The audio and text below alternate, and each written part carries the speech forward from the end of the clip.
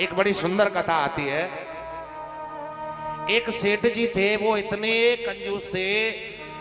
कंजूस थे कि उन्होंने अपने जीवन में कभी एक पैसे का दान नहीं किया। लेकिन उनकी पत्नी जो है वो भगवान की बहुत बड़ी भक्त थी। वो बार बार उनको कहा करती थी कि कभी आप भगवान की मंदिर चले जाया करो, भगवान को प्रसाद चढ़ा दिया करो, किसी कन्या का विवाह हो रहा हो तो उसमें आप कन्यादान कर लिया करो, किसी जगह श्रीमद् भागवत की कथा या कोई यज्ञ हो रहा हो तो उस यज्ञ में जाकर के आप अपना कुछ सहयोग योगदान कर दिया करो, भगवान के चरणों में मस्तक झुका करके उनके चरणों में कुछ चढ़ा के आ जाया करो ना। लेकिन सेठ जी कह देते जाऊंगा देवी जाऊंगा देवी। एक दिन जबरदस्ती करी, शनिवार का दिन था, बोली आज तो आपको जाना ही पड़ेगा, हनुमान जी के मंदिर में जाके प्रसाद चढ़ा करके आओ। अब सेठानी जी ने ज्यादा जबरदस्ती करी तो सेठ जी को विवश होकर के जाना पड़ा। उन्होंने अपने पुराने बक्से को खोला, उस बक्से में एक पुराना वाला 5 रुपए का नोट रखा था, उसको निकाला और उसको हाथ में मुट्ठी में दबा करके चल दिए हनुमान मंदिर में दर्शन करने के लिए और प्रसाद चढ़ाने के लिए। अब भक्तों की वहां बहुत बड़ी लाइन लग रही थी।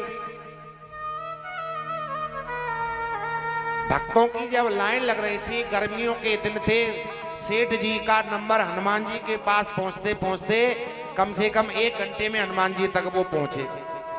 इतने में जो 5 रुपए का नोट था कागज वाला, वो मुट्ठी में बंद रहने के कारण पसीज गया। देखो, मन के हारे हार है और मन के जीते जीत। अब हनुमान जी तक जब पहुंचे ना, सेठ जी कंजूस तो थे, उनका ऐसा भाव है कि पैसा बचे चाहे जो भी हो जाए, चाहे चमड़ी चली जाए पर दमड़ी ना चली जाए। हनुमान जी के पास जब वो पहुंचे, देखा वो नोट ना गीला हो गया है। अब उस नोट को देख करके कह रहे, मित्र मेरा मन तो तुम्हें छोड़ने के लिए कर ही नहीं रहा है, ये तो पक्की बात है, लेकिन मैं अब जान गया कि मेरी तरह तुम भी रो रहे हो, तुम भी मुझे छोड़ के नहीं जाना चाहते हो। चुपचाप वो नोट अपने जेब में वापस रखा और केवल प्रसाद चढ़ा करके भगवान का और आ गए। सेठानी बोली आ गए महाराज? बोले आ गए। चढ़ा दिया भोग प्रसाद? हाँ। मंदिर में कुछ दान दक्षिणा चढ़ाई थी? बोले हाँ, चढ़ा के आ गए। 3 चीजें ऐसी हैं,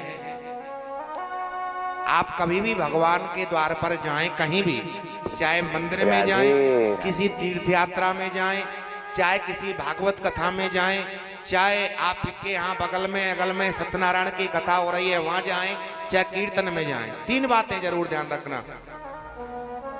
पहला काम है, जाकर के आप भगवान के चरणों में नतमस्तक होकर के प्रणाम अवश्य करें।